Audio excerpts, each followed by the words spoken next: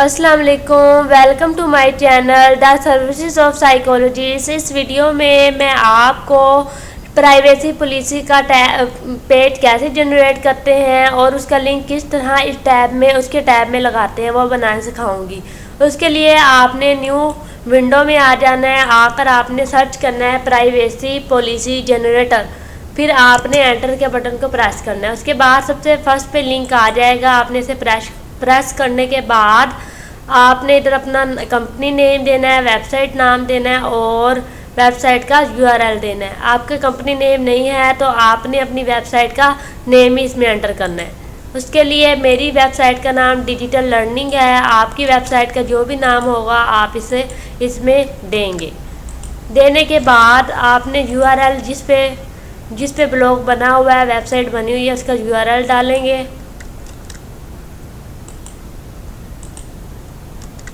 और simply next के button पर क्लिक करेंगे।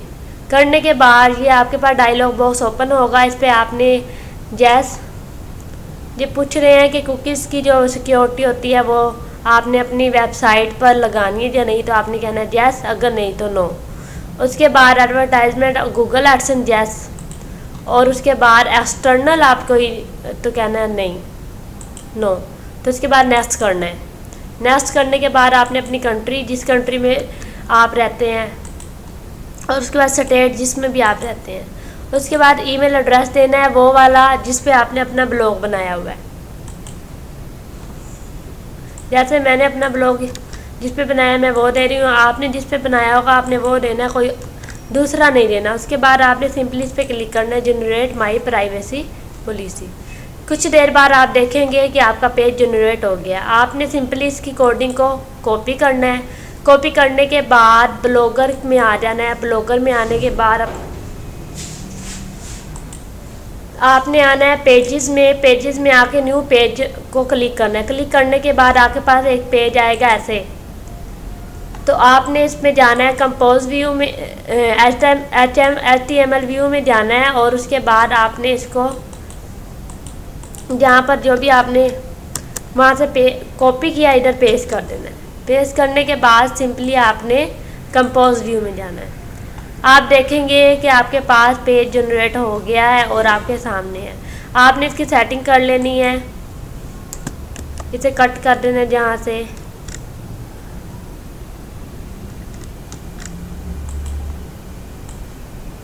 कट करने के बाद आपने इसे टाइटल में डाल देना है। ये ब्लॉग ख़त्म करके आपने यहाँ सिंपल देख लेंगे पैराग्राफ है, तो इधर आकर पैराग्राफ करके इसे ऊपर कर लेना है। करने के बाद आपने सिंपली और अपनी जहाँ कंट्रोल A करके जस्टिफाई कर लेना है, और अपनी फ़ॉन्ट साइज़ जैसे आपके प्रीवियस सारी पोस्टों की है वैसे रखनी है। कलर स्टाइल बिल्कुल सेम रखना है, चेंज नहीं करना। उसके लिए आपने सिंपली ऐसे करने के बाद आपने जहाँ पब्लिश का बटन होगा उस पर क्लिक करना है। मेरा अपडेट है क्योंकि मैं पहले ये पेज बना चुकी थी, बस आपको सिखाने के लिए बना रही हूँ।